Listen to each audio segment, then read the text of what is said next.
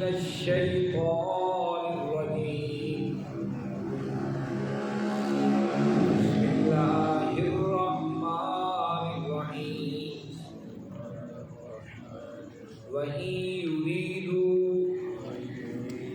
خيانتك فقد خانوا الله من قبل فأمكن منهم والله عليم حكيم إن الذين آمنوا وهاجروا وجاهدوا بأموالهم وأنفسهم في سبيل الله والذين آووا ونصروا أولئك بعضهم أولياء بعض والذين آمنوا ولم يهاجروا ما لكم من ولايتهم من شيء حتى يهاجروا وإن استنصروكم في الدين فعليكم النصر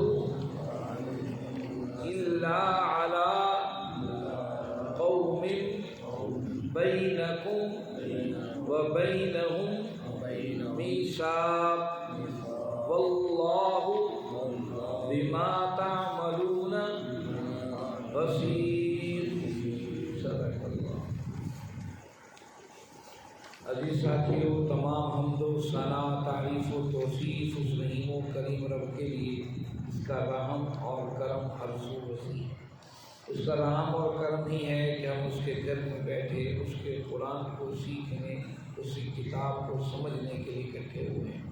اس کے بعد لاکھوں کروڑوں درود و سلام اس نبی مہربان پر جنہوں نے اللہ رب العزت سے حق کو پا کر ہم تک حق پہنچانے کا حق ادا کیا. عزیز ساتھیوں، 10واں پارہ ہے، سورہ انفال ہے، اور سورہ انفال کی ہم نے 70 آیات پڑھنی ہے. گزشتہ آیات بینات میں قیدیوں کا تذکرہ ہو رہا تھا کہ جو نبی کے مخالفت کے اندر لڑتے ہوئے قید نہیں بنا لیے گئے تو ان کا حل ایک ہی ہے کہ انہیں اچھی طریقے سے کچل ڈالا جائے. اور اللہ نے ان کے دلوں میں اگر جو فدیہ دے رہے ہیں وہ دیں، اگر ان میں کوئی خیر ہوگی تو اللہ انہیں اور پہلے سے بڑھا کر دے دے گا اور ان کی کارروائیوں کو اللہ معاف کر دے گا. اس پر یہ بھی اللہ نے فرمایا کہ اللہ کا عذاب بالکل قریب آ چکا تھا، لیکن اللہ نے پہلے ہی فیصلہ کر لیا تھا جب میرے محبوب جہاں پر ہوگا میں اپنے عذاب کو نہیں بھیجوں گا. تو یہاں معاملہ تھا قیدیوں کے فدیے کا، اور میں نے تذکرہ کیا تھا حضرت عباس رضی اللہ عنہ کے. انہوں نے کہا تھا کہ میں فدیہ نہیں دے سکتا، میں تو جو ہے حامی بھی ہوں اسلام کا. تو حضرت نے فرمایا کہ دیکھو، اگر اسلام کے حامی بھی ہو تو اگر تم سے فدیہ لیا جا رہا ہے تو یہ جو پیسہ ہے یہ تو تمہیں دینا ہوگا، کیونکہ تم کفار کی طرف سے مل کر لڑنے کے لیے آئے. اگر تمہیں خیر ہوگی تو اللہ تمہیں بڑھا کر دے گا. حضرت عباس فرماتے ہیں مجھے اللہ نے پھر بہت دیا. اسی فدیے کے حوالے سے میں نے کہا تھا میں تذکرہ کروں گا، اور وہ تذکرہ میں نے بارہا کیا آپ کے سامنے بھی، کیونکہ وہ تذکرہ بھی بڑا عظیم ہے. یہ ہے حضرت زینب سلام اللہ علیہا رضی اللہ عنہ کے شوہر، جو اس معاملے میں گرفتار ہو کر بارگاہ رسالت کے اندر تشریف لائے تھے. ابو العاص رضی اللہ تعالیٰ عنہ اس وقت تک ایمان نہیں لائے تھے، کافر ہی تھے اور قیدی بنا لیے گئے تھے. اور ابو العاص نے بھی اپنے درخط لکھا کہ مجھے بھی فدیہ دے کے اپنے آپ کو چھڑوانا ہے.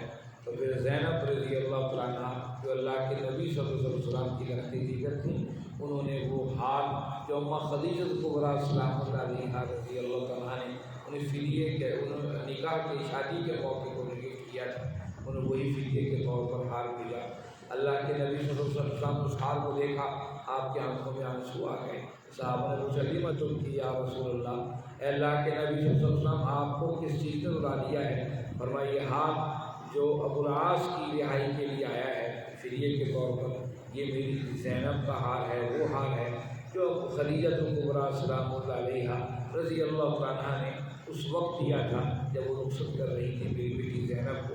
آج وہ ہار میرے آنکھوں کے سامنے آیا ہے تو مجھے ان کی یاد آ گئی۔ تو صحابہ نے آپس میں مشورہ کیا کہ اللہ کے نبی صلی اللہ علیہ وسلم کا دکھ واقعی جو ہے وہ وجہ ہے، تو اس کا یہ حل کیا جائے کہ ابو العاص کو بغیر فدیے کے ساتھ رہا کر دیا۔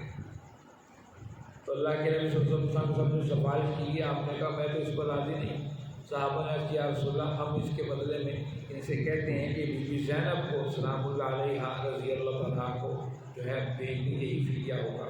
آپ نے پھر تمام مسلمانوں کی رضامندی سے ابو العاص کے ساتھ یہ شرط لگائی کہ آپ جائیں اور زینب رضی اللہ عنہا کو بھیج دیں۔ یہ بڑا اہم واقعہ تھا، ان کی فدیے کے اس اہم موقع پر ابو العاص کو بھی نہیں چھوڑا گیا تھا جو داماد پیغمبر تھے۔ بتایا گیا کہ اسلام کے اندر سب ایکول ہیں، سب برابر ہیں، یہی جو ہے قرآن کا درس ہے، یہی اللہ کے نبی صلی اللہ علیہ وسلم کی سیرت کا درس ہے۔ ایک گزشتہ آیات، آج کا سبق آیت نمبر 71 سے شروع ہوتا ہے۔ دیکھیے کیا آیات میں اللہ رب العزت نے ہم باتیں بتائیں۔ فرماؤ باللہ من الشیطان الرجیم وَإِن یُرِیدُوا، اگر یہ ارادہ کریں گے خیانت کا، آپ سے خیانت کا، فقد خان اللہ، بس یہ خیانت کر چکے ہیں اللہ سے، من قبل، اس سے پہلے بھی، فَأَمْكَنَ مِنْهُ، اسی وجہ سے اللہ نے ان کو تمہاری پکڑ میں لے لیا۔ واللہ علیم حکیم، اللہ جاننے والے اور حکمت والے۔ اب جو اللہ کے نبی صلی اللہ علیہ وسلم کے مقابل جو آئے تھے یہ قریش تھے، یہ قریش وہی تھے حضرت ابو طالب نے وفات سے پہلے جس سے عہد لیا تھا کہ دیکھو میرے بعد میرے بھتیجے محمد کا خیال رکھنا صلی اللہ علیہ وسلم۔ تو یہاں اللہ نے اسی بات کی طرف اشارہ کیا کہ یہ اگر خیانت کا ارادہ کریں گے تو پہلے بھی اس بات کی خیانت کر چکے۔ یہ قریش کا حق ہی نہیں تھا لڑنے کے لیے آنا، کیونکہ انہوں نے حضرت ابو طالب سے معاہدہ کیا تھا کہ محمد کریم صلی اللہ علیہ وسلم کی حفاظت کریں گے۔ آج وہی معاہدہ توڑنے کے لیے سارے یہاں پر آ گئے، کہا کہ دیکھو اگر یہ معاہدہ توڑیں گے تو پہلے معاہدہ توڑا، اس کے جواب میں فَأَمْكَنَ مِنْهُ، انہیں تمہاری پکڑ میں لے لیا، یہ سارے قیدی بنا دیے گئے، کچھ قتل کر دیے گئے۔ اگر آئندہ بھی انہوں نے خیانت کی تو پھر کے ساتھ معاملہ یہی ہوگا۔ واللہ علیم حکیم، اللہ جاننے والے بھی ہیں کون کون خیانت کرتا ہے اللہ اور اس کے رسول کے ساتھ، اور حکیم بھی ہیں، حکمت والے ہیں۔ فوراً نہیں اللہ پکڑ کرتا، اہم موقع پر بھی پکڑ آتی۔ ان الذین آمنوا، بے شک جو لوگ ایمان لائے، وہاجروا، اور ہجرت کی، وجاہدوا، اور جہاد کیا، باموالہم، اپنے مالوں کے ساتھ، وانفسہم، اپنے جانوں کے ساتھ، فی سبیل اللہ، اللہ کے راستے میں، والذین، اور وہ لوگ جنہوں نے آووا ونصروا، ان کو ٹھکانہ دیا اور مدد کی، اولئک بعضهم اولیاء، بعض یہی ایک دوسرے کے دوست ہیں، والذین آمنوا، جو لوگ ایمان لائے ہیں، ولم یہاجروا، ابھی تک ہجرت نہیں کی، ما لکم، تمہیں کیا ہے، من ولایتہم، کہ تم ان کو دوست مت بناؤ، من شیء، کچھ بھی، حتی یہاجروا، یہاں تک کہ وہ ہجرت کر لیں۔ وَإِنِ اسْتَنْصُرُوكُمْ فِي الدِّينِ، اگر وہ تمہیں مدد طلب کرے دینی حوالے سے، فَعَلَيْكُمْ، تم پر فرض ہے، نصر، ان کی مدد، إِلَّا عَلَىٰ قَوْمٍ بَيْنَكُمْ وَبَيْنَهُمْ مِيثَاقٌ، ہاں اگر تمہارا اور اس قوم کے درمیان جہاں وہ پائے جاتے ہیں تو معاہدہ ہو چکا ہو۔ واللہ بما تعملون بصیر، اللہ ان تمام کاموں کو جانتے ہیں جو تم کر رہے، دیکھتے ہیں جو تم کر رہے ہیں۔ یہ آیت نمبر 72 بڑی اہمیت کی حامل آیت ہے۔ اس آیت کو سمجھنے سے پہلے عرب کی حالت کو ضرور تھوڑا غور کر کے دیکھنا پڑے گا کہ عرب کی حالت کیا تھی۔ عرب قومیت کے اندر اس حد تک رچے بسے ہوئے تھے کہ قومیت کے حوالے سے کوئی بھی معاملہ آ جاتا پھر وہ اس کے لیے لڑ مر اور کٹ جائے۔ ان کے ہاں سب سے بڑی اجتماعیت کی بنیاد برادری تھی، جس پر وہ اکٹھے ہوتے تھے، جس پر وہ منتشر ہوتے تھے۔ عرب کے اندر اس کے علاوہ کوئی اور تصور تھا ہی نہیں کسی پر اجتماعیت کرنے کا، اکٹھے ہونے کا۔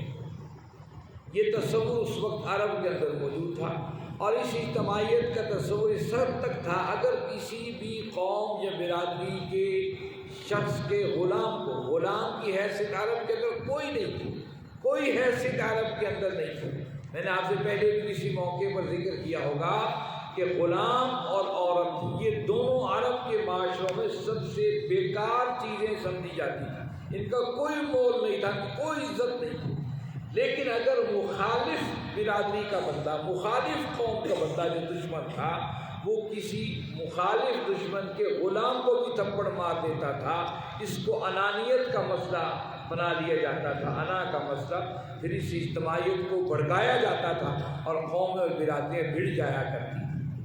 یہاں تک کہ یہ تو غلام کا معاملہ، اگر کوئی جانور کسی برادری کا، اس کی دوسرے برادری، مخالف برادری کے کسی بندے نے جانور کی توہین کر دی ہے، یہ ان کی اجتماعیت کو ٹھیس پہنچانے کا سبب بنتا تھا، وہ لڑ مرتے تھے، کٹ مرتے تھے۔ یہ عرب کے معاشرے کی مجموعی کیفیت تھی۔ اب اسلام آ گیا تھا، اللہ کے نبی صلی اللہ علیہ وسلم غار ہیرا سے اتر کر آپ نسخہ کیمیا، جس سے پوری دنیا انسانیت کو خیر کا نقیب بنانا تھا قیامت تک کے لیے، وہ لے آئے تھے۔ اور 13 سال مکہ میں رہے تو کوئی ایسا معاملہ ہوا ہی نہیں جس بنیاد پر اجتماعیت کو لے کر کھڑا ہوا جائے، لیکن اجتماعیت کو توحید کے ساتھ جوڑا گیا کہ یہ مشرک ہیں اور آپ توحید پرست ہیں۔ یہ توحید اللہ کی وحدانیت مکہ کے اندر 13 سال زندگی میں جوڑنے کا سبب بنی۔ لیکن جب مکہ سے مدینہ تشریف لائے تو یہاں پر آپ کو ریاست آپ نے قائم کی، اور ریاست کے مخالفین بھی موجود ہوئے، اور ریاست عرب کے معاشرے کے اندر بڑی جو ہے عجیب بات تھی۔ اس سے پہلے برادریوں کی سرداریوں کا تصور تو تھا، ایک حکومت اور ریاست کا تصور نہیں تھا۔ یہ تھا ایران میں تھا، یا روم کے اندر پایا جاتا تھا، یا چائنا کے اندر پایا جاتا تھا اس زمانے میں، یا یونان کے اندر پایا جاتا تھا۔ لیکن اس خطے میں، عرب کے خطے میں ریاست کا تصور نہیں پایا جاتا تھا۔ اللہ کے نبی صلی اللہ علیہ وسلم نے ایک ریاست کو قائم کر دیا۔ لیکن ریاست کی اجتماعیت تو توحید تو ہو سکتی ہے، لیکن اس عرب کے معاشرے سے جس سے ٹکرانا مقصود تھا، جو نسل در نسل جکڑے ہوئے تھے قومی برادریت کی اصلیت کے اندر، وہاں ضرورت تھی کہ اس امت کی ریاست کو اور اس امت کے افراد کو کسی خاص نظم کی بنیاد پر جوڑ دیا جائے۔ ان آیات کے اندر وہ 5 باتیں بتائی گئی۔ وہ 5 باتیں کیا تھیں جس سے اس امت کو جڑنا تھا؟ پہلی بات تھی ایمان، دوسری بات تھی ہجرت، تیسری بات تھی پناہ، چوتھی بات تھی نصرت، اور 5ویں بات تھی جہاد۔ ان 5 بنیادوں کے اوپر اس پوری امت مسلموں کو اکٹھا کر دیا ہے۔ تاکہ پہلی قومیں برادریوں کی بنیاد پر لڑتی تھیں، لیکن اب تمہارا تصور و پیمانہ ایمان ہوگا۔ ایمان کے مقابل کون آ کے کھڑا ہوگا؟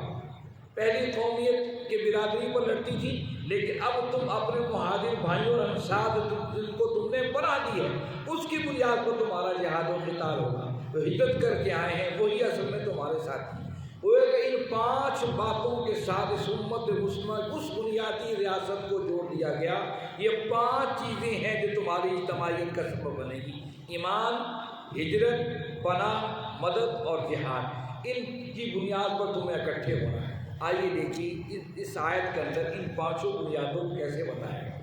ان الذین آمنوا، جو لوگ ایمان لائے، وہاجروا، ہجرت کی ہے، وجاہدوا، جد و جہد کی ہے اس دین کے غلبے کے لیے، باموالہم، اپنے مالوں کے ساتھ، وانفسہم، اپنے جانوں کے ساتھ، فی سبیل اللہ، اللہ کے راستے میں، والذین، وہ لوگ جنہوں نے آووا، ٹھکانہ دیا، ونصروا، مدد کی، اولئک بعضهم اولیاء بعض، یہ ہے آپس میں وہ برادری، یہ ہے وہ برادری ازم، یہ ہے وہ دوستی، یہ ہے وہ بنیاد، اس پر تمہیں اکٹھے ہونا ہے۔ جو ہجرت کر کے آگے، جو ہجرت کر کے نہیں آئے، ان سے تمہارا کوئی تعلق نہیں۔ تم مکہ سے مدینہ ہجرت کر کے آ گیا، اب تم پر فرض ہے اس کی مدد کرنا، ان کے ساتھ ملنا، ان کے ساتھ آپس میں جڑ جانا، کیونکہ تمہیں جوڑ دیا ہے لا الہ الا اللہ محمد رسول اللہ صلی اللہ علیہ وسلم نے۔ یہ عرب کے یہ جو جب بات عرب سے ریاست مدینہ سے باہر نکلی تو بڑی چمبی کی بات تھی۔ یہ ایمان کی بنیاد پر اجتماعیت ہوگی۔ اب تک تو قومیت کی بنیاد پر، برادری کی بنیاد کے اوپر عربوں میں ہم لڑ جایا کرتے تھے۔ یہ کیسی قوم ہے جس کی بنیاد لا الہ الا اللہ پر رکھی جا رہی ہے، جو ان مہاجر بھائیوں کو جن کا کوئی تعلق ان سے نہ نسلی ہے نہ نسبی ہے، اور وہاں سے یہاں پر آئے، اب ان کو سینے کے ساتھ لگا رہے ہیں اور ان کو مہاجرین کہا جا رہا ہے، وہ سینے سے لگا رہے ہیں۔ بڑی عظمت کی بات تھی۔ اور یہاں ہی وَنَصَرُوا کہہ کر جو مدینہ کے تھے افراد، انہیں انصار کا لقب دیا گیا، مددگار۔ یہ مددگار ہیں ان لوگوں کے جنہوں نے اسلام کی خاطر ہجرتیں کر کے سرزمین پر آئے تھے۔ یہ ایسا لقب تھا انصار، اس پر ساری زندگی راضی رہے اور اس پر خوش رہے کہ ہم انصار ہیں، اور عظیم المرتبت انصار تھے۔ کیسے عظیم انسان تھے! ایک اہم موقع پر اس کو غزوہ حنین کے نام سے یاد کیا جاتا ہے، جو فتح مکہ کے بعد مارکہ ہوا تھا۔ یہ بڑا اہم مارکہ تھا۔ اس مارکے کے اندر جو مدینہ سے جو مکہ سے نئے لوگوں نے اسلام قبول کیا تھا، ان کے دل جوئی کے لیے اللہ رب العزت آقا کریم صلی اللہ علیہ وسلم نے مال غنیمت کو تقسیم کر دیا تھا اور ان کو بہت بڑا حصہ دے دیا تھا، اور انصار صحابہ کو بکری بھی نہیں ملی، مہاجرین کو سب دے دیا اور انصار کو بالکل کچھ نہیں دیا۔ اب یہ بات بڑی شبے کی تھی کہ 8 سال جنہوں نے مدد کی، جو ساتھ رہے، ہر لحاظ سے آپ پر سایہ کیے رہے، اپنے اولاد کو بھی اس ہستی پر قربان کیے رہے، اور جن کے لیے بدر بھی لڑی، احد بھی لڑی، خندق کے مارکے بھی لڑے، سارے خون ریز مارکوں میں نبی کو بھی السلام کا بھی ساتھ دیا اور اہل ایمان کا ساتھ دیا، انہیں کچھ بھی نہ ملا جائے۔ فطرت کا تقاضا یہ ہے کہ پریشانی تو ہوتی ہے، آخر 2 وجوہات ہو سکتی ہے۔ ایک کہ شاید محمد کریم صلی اللہ علیہ وسلم کا اپنی برادری قریش پیاری تھے، اس لیے آپ نے ان کو دے دیا۔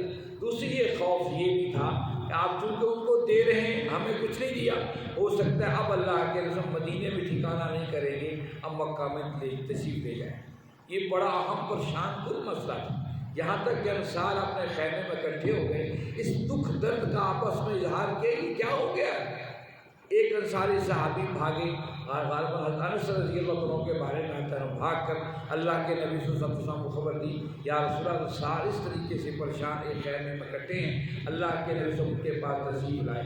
آپ نے فرمایا ہاں تم سچے ہو، تم کہہ سکتے ہو محمد صلی اللہ علیہ وسلم تمہیں دنیا نے کسی جگہ پناہ نہیں دی اور ہم نے اپنے در کھول دیے، تم سچ کہتے ہو، واقعی میں کہوں اور تم کہو، مجھ سے پوچھو میں تمہاری تصدیق کروں۔ جب دنیا میں کوئی پرسان حال نہیں تھا، کوئی چھت دینے کو تیار نہیں تھا، تم لوگوں نے چھت دی، تم کہہ سکتے ہو اور میں تصدیق کروں گا۔ آپ نے ہر بات ان کے سامنے دہرایا جو ان کے دلوں میں ہو سکتی تھی۔ پھر آپ نے آخری بات کہی، مجھے بتاؤ کیا یہ ایسا نہیں ہے سارے لوگ مال اور دولت اور جانور اور جو ہے یہ ساری چیزیں لے کر گھروں کو لوٹیں، اور تم محمد کریم صلی اللہ علیہ وسلم کو لے کر گھروں کو لوٹو، اس سے بڑھ کر کوئی اور چیز ہے؟ صحابہ کی چیخیں نکل گئی۔ صحابہ نے کہا یا رسول اللہ ہمیں کچھ نہیں چاہیے، نہ زمین، نہ جائیداد، نہ مال، نہ دولت، یہ سب سے بڑی دولت ہے کہ ہم آپ کو لوٹ لے کر اپنے گھروں کو مدینے کو لوٹیں گے۔ اور پھر کمال دیکھیے ان انصار صحابہ نے، اب خلیفہ آپ کے بعد ابوبکر بنے، عمر بنے، عثمان بنے، علی بنے، کسی بھی موقع پر انصار نے کبھی یہ دعویٰ نہیں کیا کہ ہم مدینے میں تو ہم نے تمہیں بنا دی تھی، اب خلافت کے ہم بھی حقدار ہو سکتے ہیں، قطعاً نہیں۔ انصار نے آخری لمحات تک، مہاجرین تو موجود رہے، انصار ایک ایک کر کے دنیا سے رخصت ہوتے رہے، کیونکہ انصار وہی تھے جنہوں نے حضور صلی اللہ علیہ وسلم کے صحابہ کو اور آپ کو سینوں سے لگایا تھا۔ زندگی بھر کبھی حکمرانی کا نہ دعویٰ کیا اور نہ ہی اس خلافت حکمرانی کا ان کے جو ہے وہ معاملہ رہا، اس لیے اللہ نے کو انصار کا لقب دیا، اور یہ بڑا معزز ترین لقب تھا۔ یہاں باقاعدہ ان کی تعریف کی، آووا ونصروا، ٹھکانہ بھی دیا اور مدد بھی کی۔ اولئک بعضهم اولیاء بعض، یہ اب ایک برادری ہے، یہ آپس میں دوست ہیں، ان کا وہ بھائی چارہ آپس کے اندر موجود ہے جو برادری ازم کی بنیاد پر اور قومیت کی بنیاد پر عرب کے معاشروں میں چھایا تھا۔ اب یہ جو برادری ہے اس بنیاد پر دوستی کرے گی، اسی بنیاد پر دشمنی کرے گی۔ پھر فرمایا والذین آمنوا ولم یہاجروا، وہ جو کلمہ گو ابھی تک مکہ کے اندر بیٹھے ہوئے ہیں لیکن انہوں نے ہجرت نہیں کی، دعویٰ کرتے ہیں ہم اللہ کو واحد مانتے ہیں، دعویٰ کرتے ہیں محمد کریم صلی اللہ علیہ وسلم کو اپنے زندگیوں کا رہبر و رہنما تسلیم کرتے ہیں، ولم یہاجروا، لیکن ہجرت نہیں کی، ما لکم من ولایتہم من شیء حتی یہاجروا، ان سے تمہاری دوستی کیسے ہو سکتی ہے؟ انہیں راستے بھی ملے ہیں ہجرت کرنے کے، نکلنے کے، لیکن پھر بھی وہ ہجرت نہیں کر رہے، اپنے گھر کی محبت میں، اپنے مال کی محبت، یہی محبتیں تو آ گئی تھی نا کہ یہ گھر بھرا پورا گھر چھوڑ دیں، یہ اپنے اولادوں کیسے چھوڑ دیں؟ مہاجرین کا مقام اس لیے تو افضل ہے کہ اللہ کے رسول کے حکم پر سب کچھ چھوڑ آئے تھے، اولادیں بھی چھوڑ دی تھی، گھر برادری بستیاں تک چھوڑ دی تھی، آج بھی دیکھیے آپ سب اس بات کو جانتے ہیں کہ جہاں آپ اور ہمارا بچپن گزرا ہو، اب اگر ہم سوئیں خواب میں بھی وہی نظارے آتے ہیں، وہی بچپن کے دن جہاں گزارے تھے۔ یہ بڑی بڑی بڑی بات ہے۔ ان سب چیزوں کو چھوڑ دیا تھا مہاجرین نے۔ یہاں بتایا جا رہا ہے کہ دیکھو جو مال کی محبت میں، گھروں کی محبت میں ہجرت کر کے نہیں آئے وہ تمہارے دوست نہیں ہو سکتے۔ وَإِنِ اسْتَنْصُرُوكُمْ فِي الدِّينِ، اگر وہ تم سے مدد طلب کرے، ان پر اگر اہل مکہ ظلم کرے، قیامت تک کسی جگہ پر بھی ان پر ظلم، ایسے لوگوں پر ظلم ہو رہا ہو، فَعَلَيْكُمُ النَّصْرُ، تمہاری لازم ہے تم پر ان کی مدد کرنا، کہ کلمہ گو تو ہیں۔ لیکن إِلَّا عَلَىٰ قَوْمٍ بَيْنَكُمْ وَبَيْنَهُم مِّيثَاقٌ، جب ان کا جن کے پاس وہ رہ رہے ہیں وہ کافر قوم اور مسلمانوں کے درمیان اگر کوئی معاہدہ طے پا گیا ہو تو مسلمانوں کو اس معاہدے کی پاسداری کرنی ہے۔ اور مہاجر جو وہاں بیٹھے ہوئے ہیں ان کی حمایت میں ان پر لڑنا نہیں۔ واللہ بما تعملون بصیر، اللہ تمام معاملات کو دیکھ رہے ہیں، جو کچھ وہ کر رہے ہیں بصیر کو دیکھ رہے ہیں۔ اس حوالے سے یاد رکھیے جن سے معاہدہ ہو گیا ہم بظاہر ان کی مدد نہیں کر سکتے، ان کے ساتھ حملہ، ان کی حمایت میں حملہ نہیں کر سکتے، لیکن ہماری اخلاقی تعاون ہر حال میں ان کے ساتھ رہے گا، کیونکہ مسلمان تو ہیں، جہاں پر بھی موقع ملے گا ہم ان مسلمانوں کی حمایت کریں گے۔ یہی وجہ ہے کشمیر کے حوالے سے اور دیگر اہم ملکوں کے حوالے سے جہاں ملکوں کے معاہدے طے ہو جائیں وہاں پر اخلاقی طور پر ان لوگوں کی مدد تو رہتی ہے کہ جو وہاں پر مظلوم مسلمان ہیں، لیکن ویسے باقاعدہ حملے کی شکل نہیں بنے گی۔ یہاں قرآن نے اس کو منع کر دیا ہے۔ اللہ رب العزت سے دعا ہے اللہ رب العزت آپ اور ہم سب کو سمجھنے اور اس پر عمل کرنے کی توفیق عطا فرمائیں۔ وآخر دعوانا الحمد للہ رب العالمین والصلاۃ والسلام